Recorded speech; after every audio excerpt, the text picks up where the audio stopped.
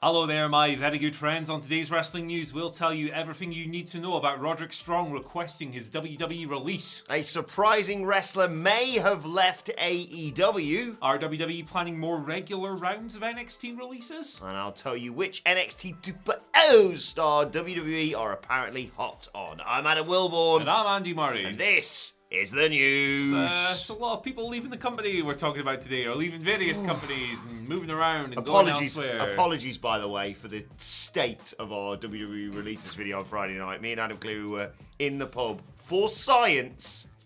But yes, doesn't excuse the state that we were in. Absolutely terrible. You should both be cancelled and eradicated from the internet. Yeah. That's a bit harsh, but anyway, let's kick things off by talking about Roderick Strong. And this report from Fightful Select broke last night. And he's requested his release several times recently, it seems. He's been asked to let go. Asked to be let go by the WWE, who have said no, they're not letting him go. And they've declined these requests and have no plans on cutting him because he factors into creative plans. Now, Strong is said to have become frustrated with many things over the past year. Don't blame him. Yeah, hence why he's been let go. Now, on top of being denied his release, WWE actually proposed to him recently that they want to change his name, and Roderick opposed these. Now, WWE, that's no surprise really. WWE's made like a habit of changing established names from before the company, that people use before the company, and names that are either the performer's real name or adjacent to their real name. They've done that a lot recently. They like to tie up trademarks and own stuff, basically. Strong has been Roderick Strong since 2001. Right, and he's been that name in WWE for 5 years or 4 years or whatever as well. So it's kind of like, all right, seems a bit needless, but whatever, lads. Now, Fightful notes that Strong has stayed professional while dealing with his week-to-week creative, but people in WWE are a bit surprised that he wasn't let go on that round of cuts that took place on the 29th of April. That round, of course, and this is kind of what gets me about this, is that we don't want to let you go because you factor into creative plans. Well, part of his current creative involves Malcolm Bivens, who was cut on Friday. Anyway.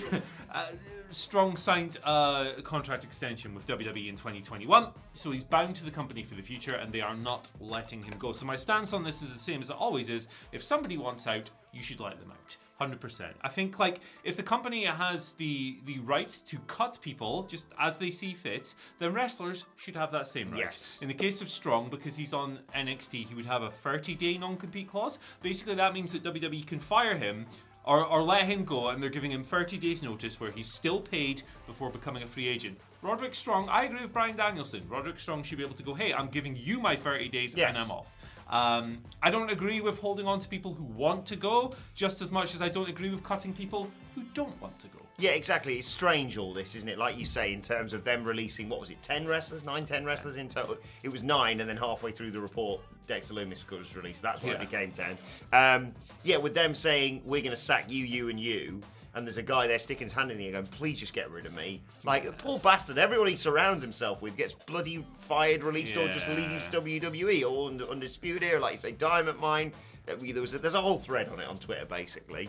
And yeah, I get why they want to keep him around, but the creative plans they've got for him, from what I've seen watching NXT, is we're going to use you to put over green talent. Yeah. Basically. And he's better than that, and he deserves more than that. If he wants to go off and work, not necessarily for AEW, wherever he bloody wants to work. Bingo halls, wherever. Any other wrestling, that he feels would be used better, and especially if they're going to turn around and go, that's not Roderick Strong, that's Jerry Jacked.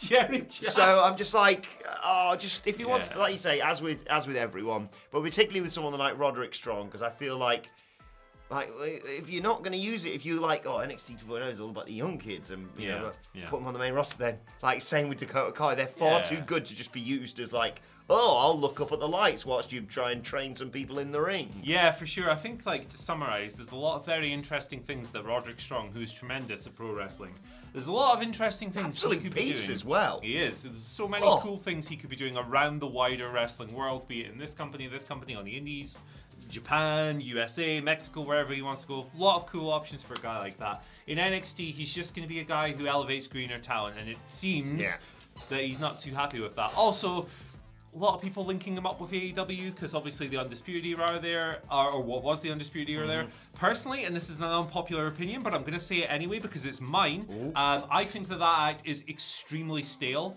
I don't think that Adam Cole, Kyle O'Reilly, Bobby Fish, tremendous respect for them as performers. I like all three of them a lot. But that act hasn't evolved in 5 years. So that's not necessarily something I'd be excited to see. Yeah. That doesn't mean AEW shouldn't sign him. He's very talented. Maybe just do something else with him if they do. Yeah, I think Sidge put it really well as well the other day in the office when we're talking post-Dynamite, where if you just said to yourself in, I don't know, 2019, you're going to have the Young Bucks and 3/4 of the Undisputed Era in the same team, and you're going to be a bit like, what have they done there? But still. Yeah, it's a lot of people are into it. It's just a malaise for us. Yeah, exactly. Sure. But best luck to Roderick Strong, whatever he ends up doing. I'm sure he'll kill it because he's brilliant. We're allowed to like different things. Hey. What are we doing? Let's go. Let's talk a little bit about AEW because there's some strange reports going around, centering around Stu Grayson. His name was removed from the AEW online roster on Monday, which I keep thinking today's Monday. We had a bank holiday weekend here in the UK.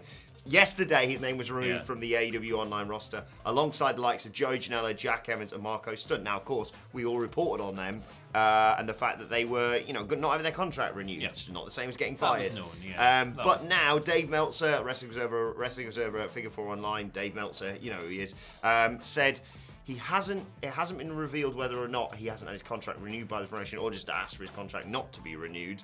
But they were trying to work on terms, and they seem like a new deal. Yeah, new deal has been reached. Basically, the sort of thing has been reported by Sean Ross Sapp, no crap, just Sapp of Fightful, of course. Now that would signify 3 years with the promotion. Debuted, of course, a Double or Nothing 2019 alongside Eve Luno and all those weird creepers. It's been an up and down time for him in the Dark Order, but it's a strange one this because I think a lot of people would be surprised to hear that Stu Grayson has, not had his contract renewed or not at least not been able to reach terms because he felt like someone that was going to be there for a little bit longer.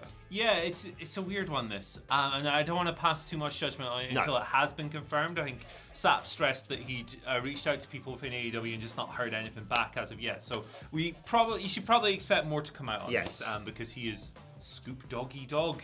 I guess. Nice. That's not nice. Don't give me credit for that. That was the worst thing I've ever said.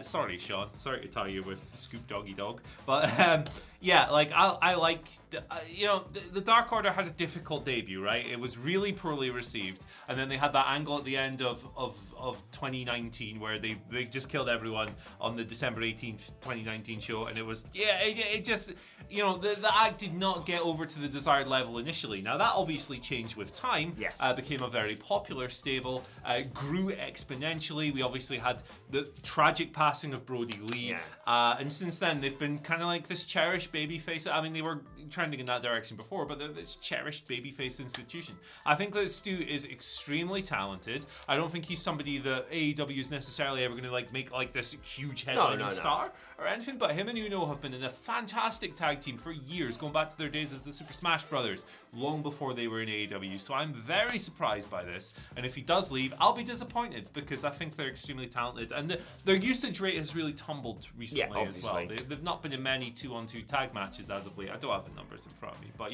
more on this as it comes. But if Stu's out of there, I'm pretty disappointed by this. Absolutely. Well, regardless, we'll keep you posted. We'll keep you updated as and when we find out more information. And best of luck to Stu Grayson, whatever he ends up doing. Absolutely, very talented man.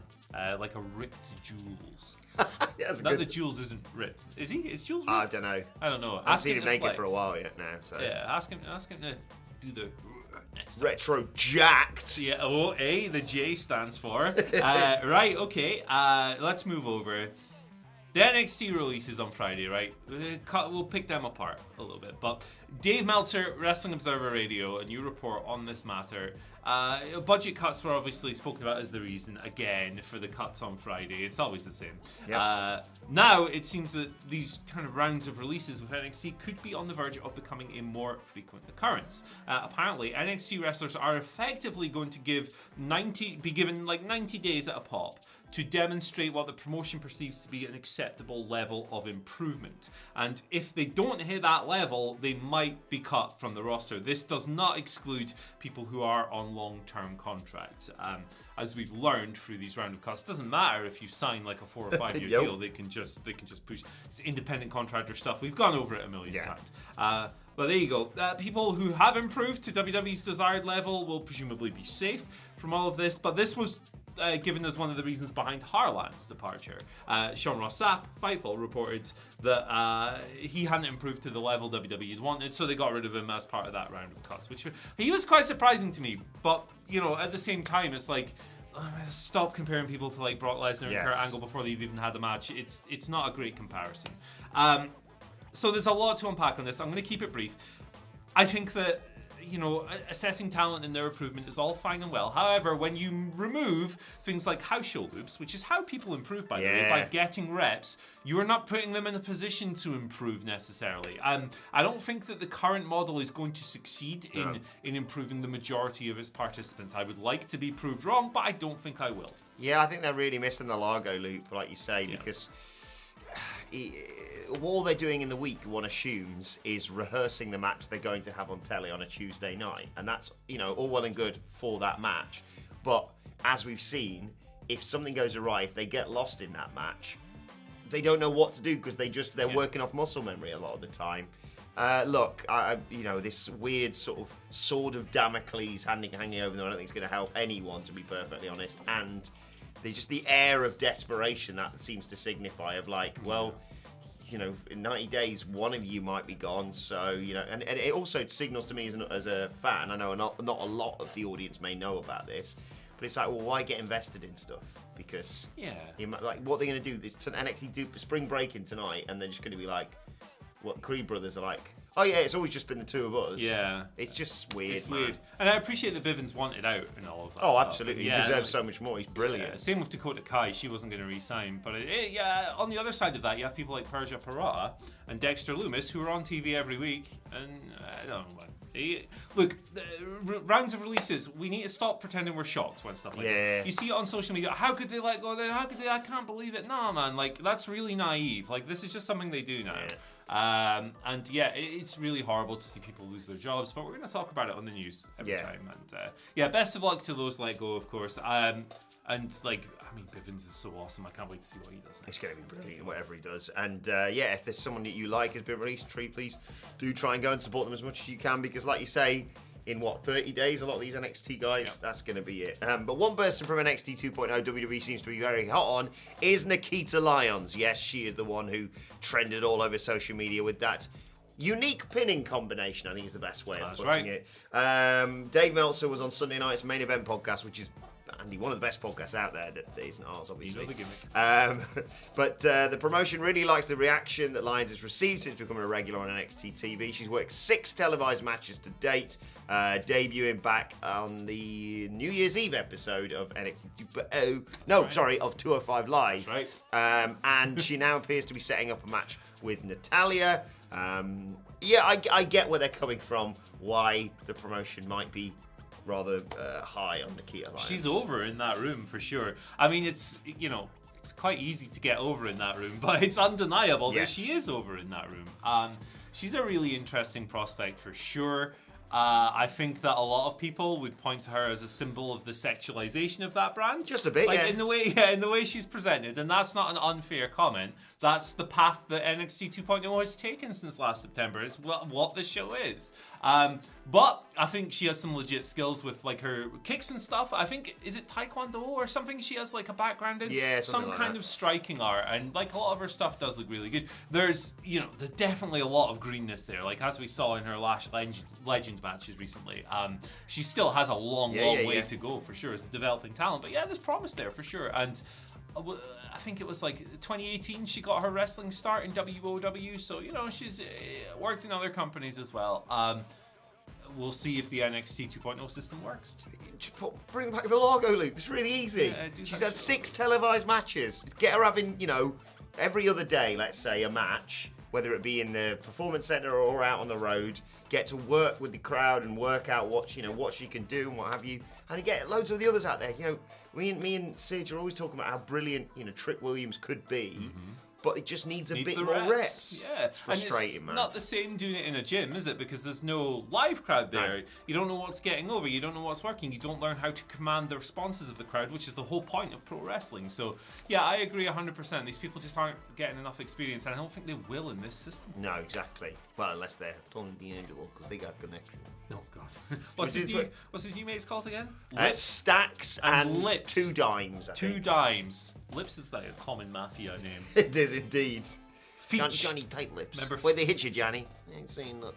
Nuts. Is that one? Nuts? I don't know. I think you're thinking of names. No! Right, let's move on to your Twitter questions. At WhatCulture WWE, of course, if you want to get in touch with this first question today, comes from Jake, who says, with Raw being a bit more bearable lately, do you think more bearable? That's it's a ringing endorsement. Do you think the lack of a main title solely on Raw has somehow made them actually write more storylines for the rest of the roster to fill the 3 hours? It does feel like it's improved recently since they lost the title somehow.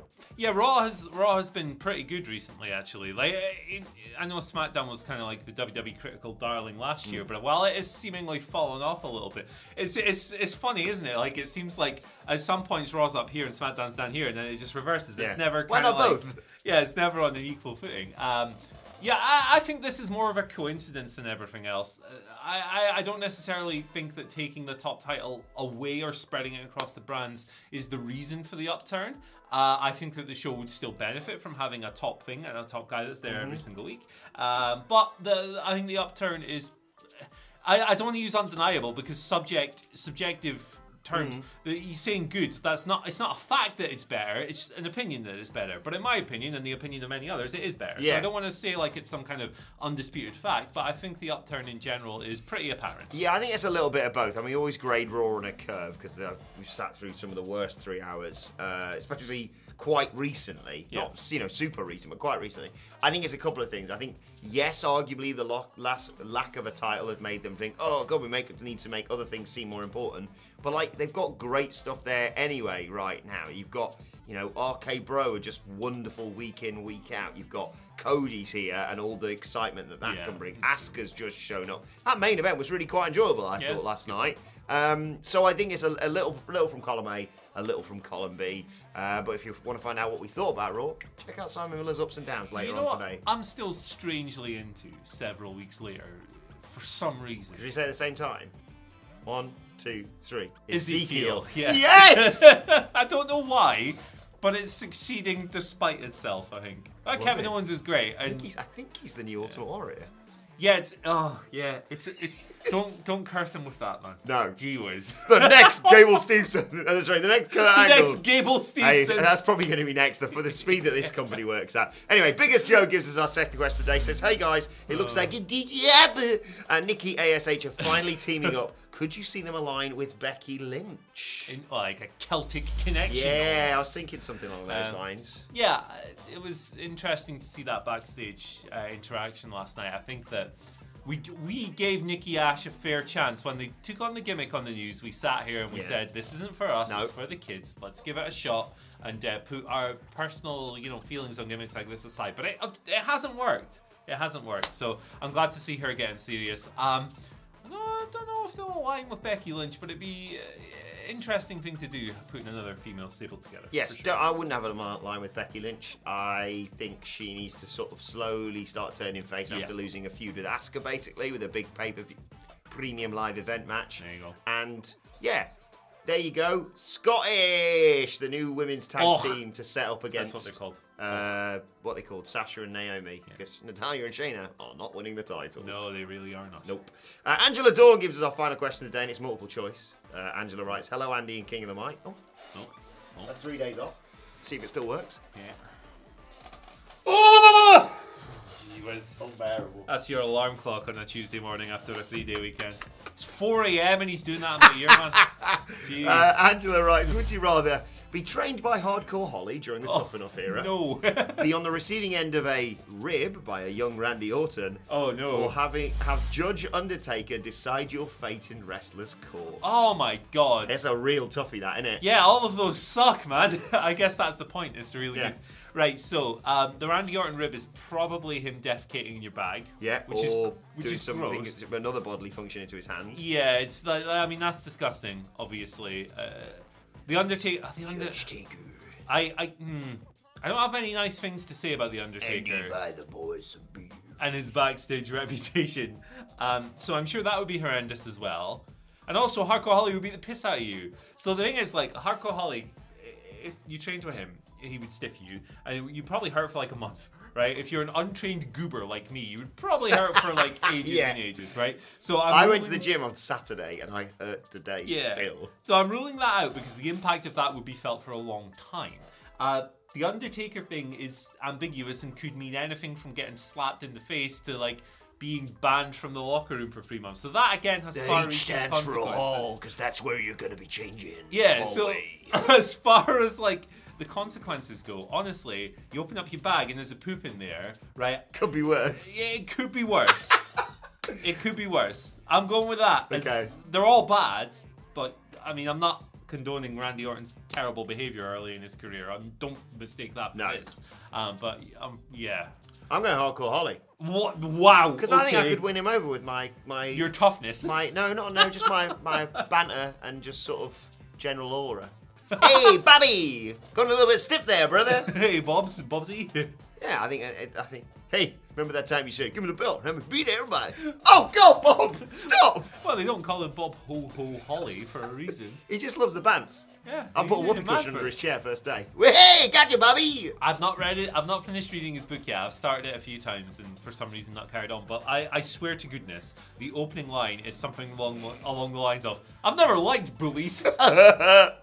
Okay, Bob. Let's move on to today's and finally, just an excellent tweet yet again from Sami Zayn to brighten up your day. Drew McIntyre posted a lovely photo with all the guys saying, "Hell of a tour, thank you everyone." And there's a KO'd Sami Zayn, of course, front and centre in this photo. And Sami Zayn says, "You fellas have got a lot of growing up to do, I'll tell you that. Ridiculous, completely ridiculous. What really hurt the most was the lack of respect. Except for getting hit with a slap, head kick, recall, Kinshasa, RKO, spear and Claymore kick. But the lack of respect hurts second most. If you're not following Sami Zayn on Twitter, what are you doing with your life?" Poor guy got his ass kicked. I love him, and guess what? He's going to be Mr. Money in the Bank, baby. That's on the list of bets. Pasty we bet, made baby. this year. Not with you. God, if imagine I do that every single... You owe everyone a sausage roll. Jeez, no. Yeah, we need to make some more of those. Board's running a little bit thin. Yeah, suggest some pasty bets in the comments section below and let you know your thoughts on everything we've discussed, as well as like, sharing, and subscribing, of course. You can also continue the conversation and continue us sending us Twitter questions at WhatCulture WWE. Watch there, follow both of us, follow Andy Murray at Andy H. Murray. The H today stands for... You can follow me at Adam Wilborn. Follow us all at WhatCulture WWE. But for now, my thanks to Andy Murray. Thank you for joining us, and we will see you soon.